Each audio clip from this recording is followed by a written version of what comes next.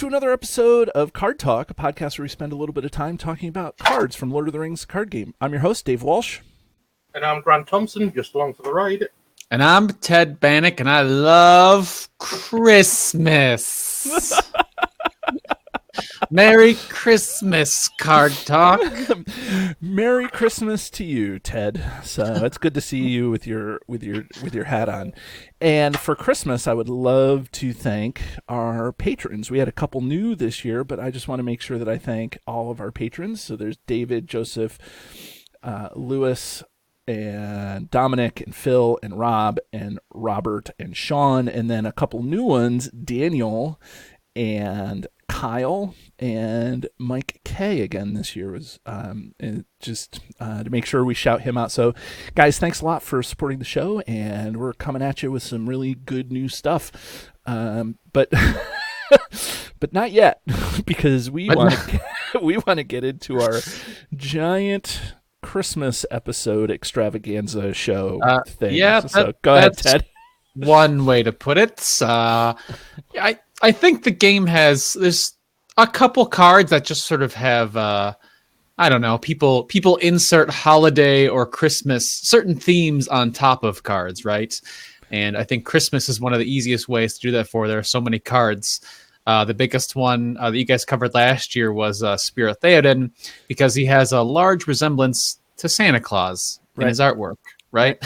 Yep. And actually, I think, to be fair, Grant and I did that by accident. So, but it worked out. So this year it's a little more intentional. So, if I remember rightly, we recorded that back in September, and when it got released, it just happened to line up with the Christmas period. Right. Oh, yeah. Well, unexpected Christmas gift. So I thought we'd make a little thing of it. Let's continue. I think the next obvious Christmas themed card that we're going to talk about is going to be Treebeard. Treebeard. He's just a giant Christmas tree. Right. He's like I just want to decorate him with lights and put a star on top of his head, and gather around him and drink mead. Right. Okay. So Grant, what? Let's get what Treebeard is and does. Treebeard, Treebeard. Well, I think we're going to talk about. Yeah. Well, Treebeard is a ent. He is from the Treason of Saruman box. He is 13 threat, 2 willpower, 3 attack, 3 defense, and 5 hit points. He cannot have restricted attachments, and has an action deal 1 damage to Treebeard to give him +1 willpower and +1 attack until the end of the phase, limit 5 times per phase. I'm going to just start off this by saying that there's a lot of hero/ally cards that you have to decide what to put into play and which one you're going to play. And I feel like this is a case where the ally Treebeard is, I don't want to say completely better than Hero Treebeard, but is a little more flexible than Hero Treebeard. So this is a card that I don't play a ton, but he definitely sees some good action in a lot of different types of decks. So I think when you compare those two cards, Ally Treebeard I think is maybe the better or more versatile fit. But this show isn't about Ally Treebeard. Let's keep it to a discussion about Hero Treebeard. That way we can do those sorts of things with this guy. And then we'll put the star brooch right on top of his head, right? That's perfect. Right? Except he can't have restricted attachments. So anyways, so Ted, go ahead. It's you're Santa Claus here. So what's the scoop with Treebeard, or what's your take on Treebeard? Hero Treebeard. Well, don't be hasty there, David, in judging which version is better, his hero or his ally version. But his hero version is pretty neat. I think there's an ability that's sort of underrated to be able to modify your mostly your willpower. In this case, Treebeard can modify its attack or his willpower. But I think that's underrated to modify your willpower after you have quested, because that ability has come through for me many, many times. There's a couple cards that can do it, like Elrond's Council can boost, give you +1 willpower. Eowyn, Faramir are classic examples from early in the game. Right. So he's another one of those effects where when you're questing with him and you're like, man, we're short 2 willpower to clear this location. And if we don't do it, we're just piling up locations in the staging area. You know, he's got that great tool to be like, well, now we're no longer short. Like I take the 2 damage plus 2 willpower, problem solved. Merry Christmas. Boom. Okay, so Grant, what's your kind of hot take on? Well, I guess it's not a hot take because it's not right away. But what's your kind of? What's your snow take? what's your snow take? I'm just gonna try to keep circling back around to winter and Christmas. Yeah, that's great. That's exactly what we should be doing. So. Well, my snow Grant's take like, I'm just waiting. I'm just waiting for everybody to shut up so I can talk. Go ahead. Well, my take on Hero Treebeard is he's not as I don't play him an awful lot. He's high threat, and yes, his ability is quite well designed to be able to modify his attack and defense to give what you need, but also he's in the sphere for a lot of healing. Obviously, in the end trait, you've got the Welling Hope Preserver that you can take off damage off an Ent, but you've also got things like the Warden of Healing and other cards of the like, self-preservation, and they all come in handy if you're using his ability nearly every round. So in that side of things, he's very well rounded. I just don't really care for the 13 cost that he takes to put him into play. Let's talk about that 13 cost, because there's some heroes in the game that have a high threat cost. So Gandalf, Ted, is the highest, right? And but then, like, is it thematic, and is it okay that Treebeard has the second highest threat, tied with, Saruman and some of the other guys? Ted, what do you think? Yeah, I mean, so he's tied at Elrond, right? Elrond's also Right. 13 Yep. in the lower sphere. I think so, right? Because threats, it's tied to how much Sauron notices you, right? Right. And where he may not be inclined to notice hobbits because of their small size. If you see a giant walking tree coming your way that's gonna knock down your giant Isengard tower, yeah, that's something you got to keep an eye out for. It's gonna be noticed. So I think it's very fitting. Yeah. I think people maybe, because he's high threat and some of his stats are in his hit points, which is good for his ability, but then also his 3 defense. And I think that people kind of get turned off by that because they're like, well, if I use him for attacking and questing, his 3 defense gets kind of, wasted. Right. And so there's always traditional ways and Grant, you can help us out on this, of course, but there are traditional ways to ready. The problem is that Treebeard can't have restricted attachments. Now, as far as I know, a lot of those traditional ways to ready, like Unexpected Courage and things like that, are not restricted. So you can at least ready Treebeard pretty easily. But are there other ways to ready Treebeard because he's an Ent? Or, I don't think that there's any of those Ent cards that the Dam Breaks, I think, is one. The Dam Breaks. Yeah, I believe. Boomed and Trumpeted.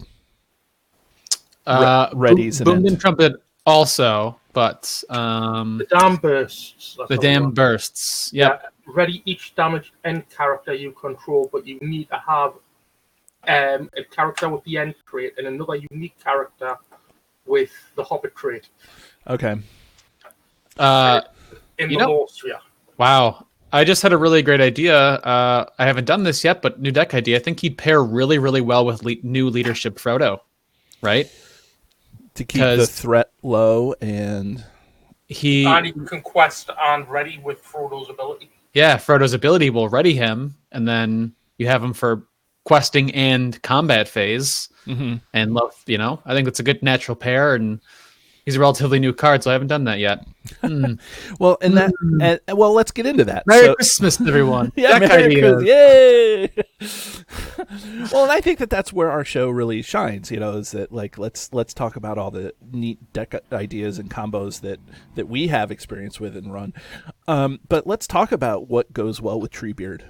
So Ted, as you're looking at Treebeard, Treebeard's an Ent. So I mean, I can talk a little bit about some of it. You can damage Treebeard to give him those boosts to willpower and attack. So you can put the Ent draft on him because that gives him a couple more. That gives him more hit points. And one of the things that you can't do that's now a non-bow is you can't put, well, it's actually not even just a non-bow, it's just a non, because you can't do it, is you can't put a burning brand on him because he can't, it's, which I think is thematically good, but I also think it's great for the gameplay. While it stinks, I know, because people would put burning brand on Treebeard or Ents, it's now the newest version of Burning Brand. It makes the Burning Brand restricted. So anyways, so there's a lot of neat things within that Ent trait that you can do. But what other things are there? So Ted, we'll get started with you, and then Grant, we'll move on to you if you've played some of these things. Yeah, I think as well, the two cards that pair with him most in Sphere, one that I think came out either with him or shortly after, and that's the Ent Draft, which is the 1-cost attachment for +2 hit points. Sure. Very good. Gives you some more flexibility with his own ability, and of course Ents love elf bread, man, almost as much as it's like Christmas fruitcake. Right. I love fruitcake.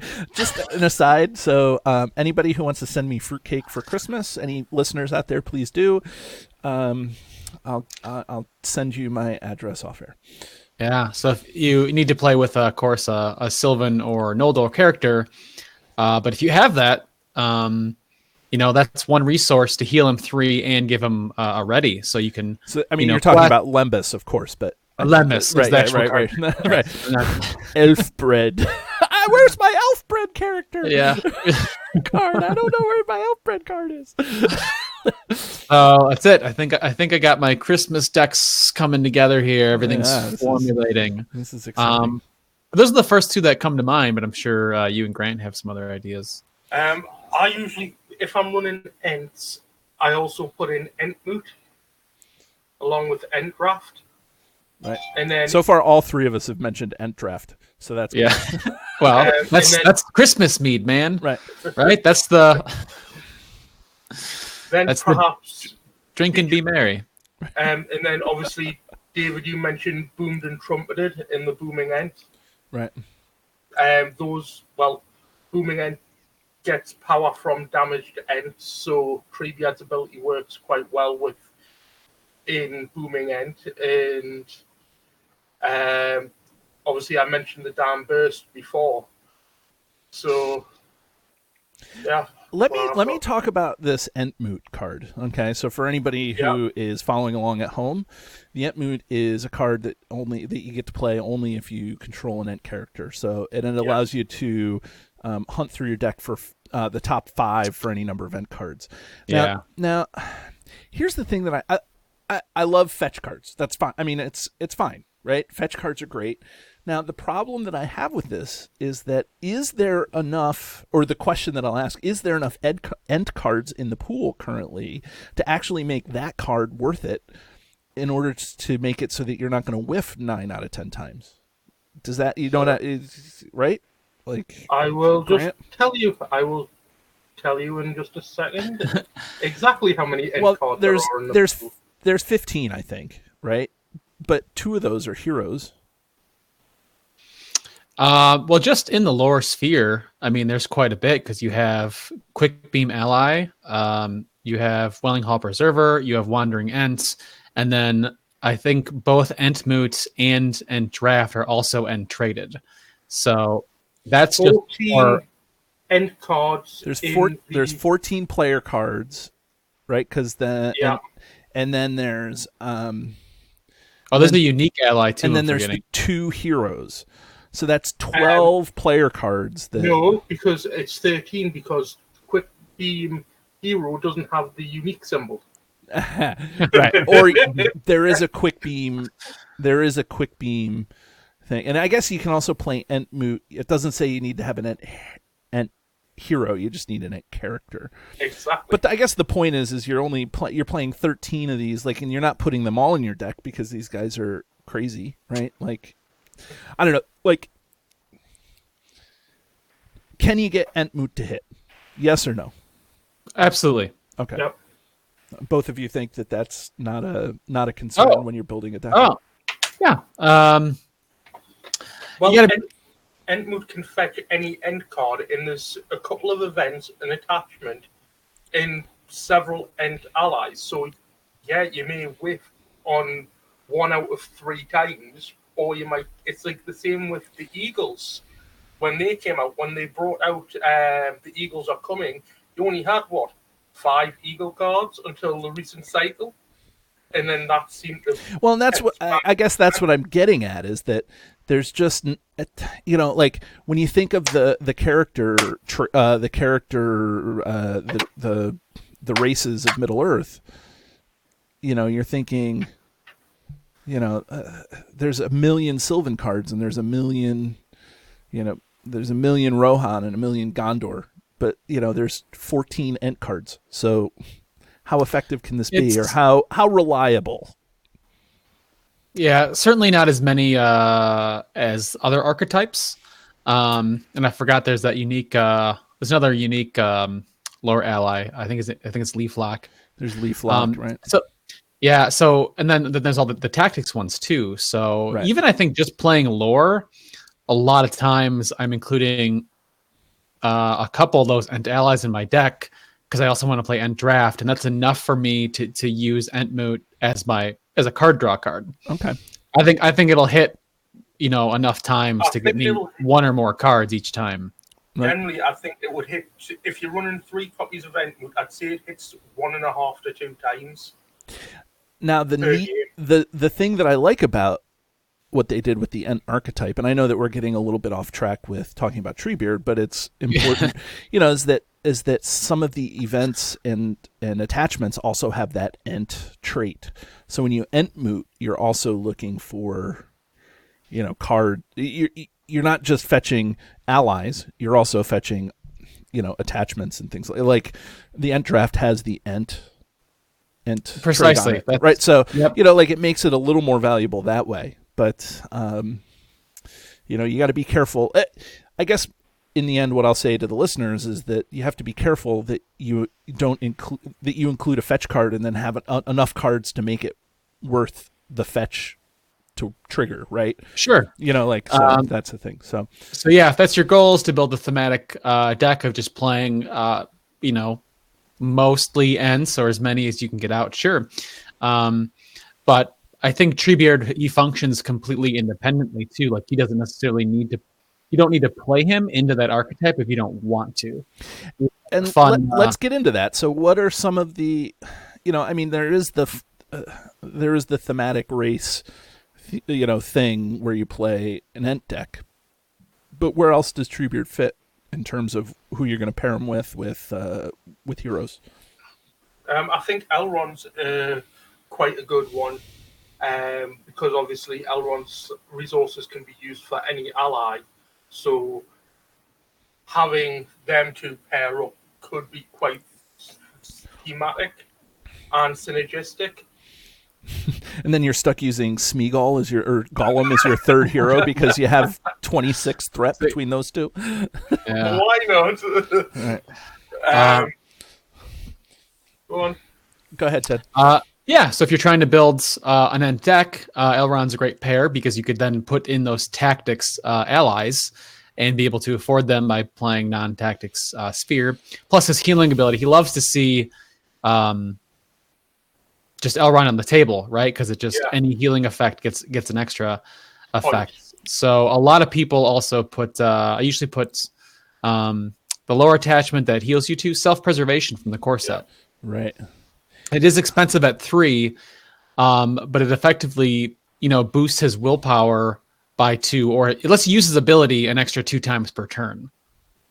You know, it's effectively increasing his stats by 2 because every turn you can use it. And then if you've got Elrond, that goes up to 3. Exactly. Right.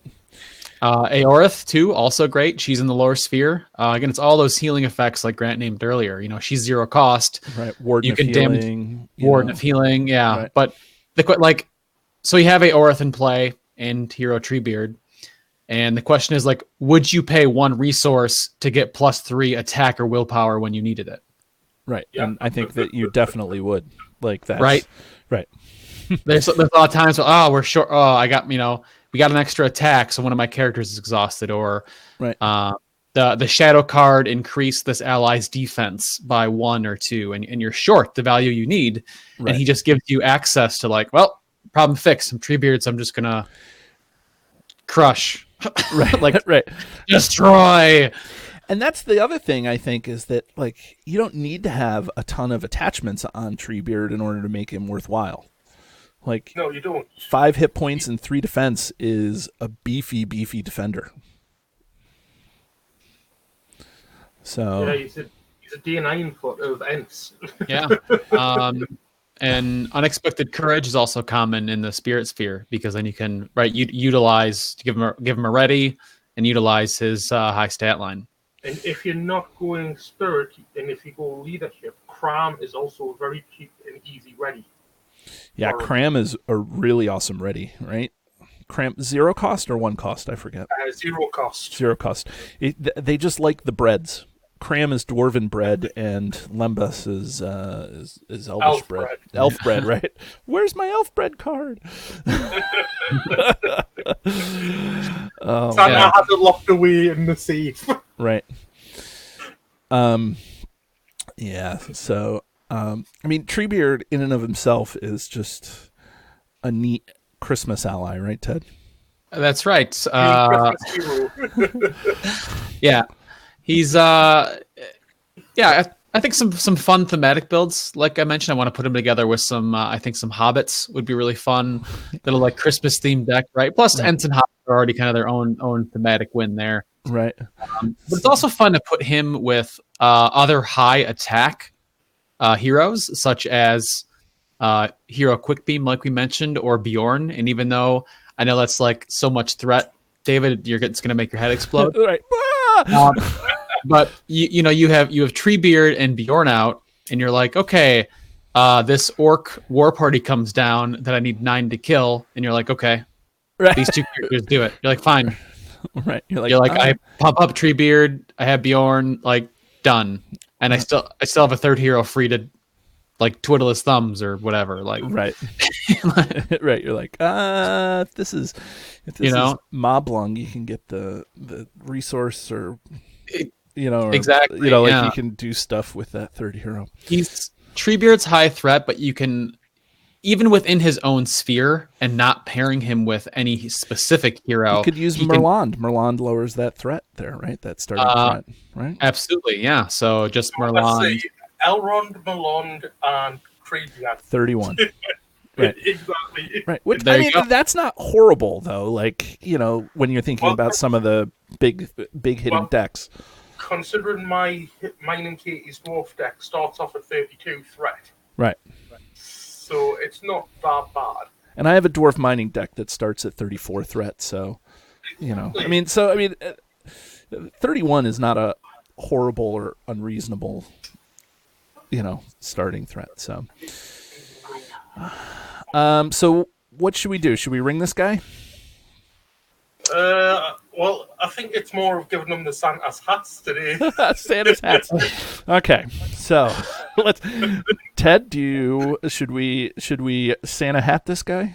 We're gonna Santa hat this guy. Okay, 100%. So for anybody who doesn't know or is new to the podcast, we have a unique way of rating cards on Christmas, and this is where we rate cards on a scale from 1 to 10, where 1 Santa hat is the one Santa card to rule them all, and 10 Santa hats is the card that we throw back into the fiery North Pole from whence it came. Yeah, the card is getting disassembled and remade into other toys at the Elf Factory. Right. It's the island of misfit toys. It's the island. We said the island of misfit cards. Right. Yes. So anyways, I'll start off this weird rating system just because I think I let my hand show at the beginning there. I think that while I love Ents and Ents do a lot and they're a really good flavor in a lot of decks, I think that Hero Treebeard is just overshadowed by his ally too much. You can put together some really awesome decks with Hero Treebeard. I've seen them. I've used a couple, but the Treebeard that I'm going to be using in my decks, mainly because I'm a solo player, is going to be the ally version. Because the ally version to me is just much better solo option. So because of that, I'm going to give Hero Treebeard 7 Santa hats. So Grant, what do you say? What say you, Santa of the English folk? Well, for me, I'm giving them 5 rings, mainly because you're giving him 5 what? 5 Santa hats. Okay, good. On the basis that he is a good hero, I haven't used him all that much, and as David said, he is more times than not overshadowed by his ally counterpart, which we've found with many other heroes that have an ally form. So for me, he's getting 5. I've used them, and I'll probably use them again when I find the right card combo for him. Okay, now the one true Santa, the OTS. Go ahead, Ted. I'm gonna give Treebeard a very merry 3 Santa hats and a partridge in a pear tree. Oh, look at that! He's just he. It ends, like I said before, not like a big strong archetype where you have like he himself does nothing for Ents. He doesn't like boost Ents or his ally version, right? Is really the card for that. So yeah, his hero version takes away a little from that archetype, but he's very flexible, and there are so many cards both in his sphere and plenty outside of his sphere that's let him very easily adapt to the situation that you're in. Like, oh, we need quest power. Oh, we need attack power. Or, wow, we're taking this big attack we didn't, prepare for. Like, he can fill any of those roles very easily with his ability.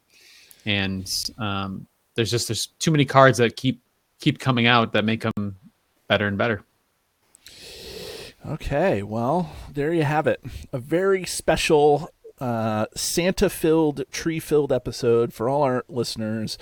And everybody, we'll catch you again in the new year for more cards in the game. We'll have a great... next year we'll have a special elf Christmas. Yeah, we'll do elves.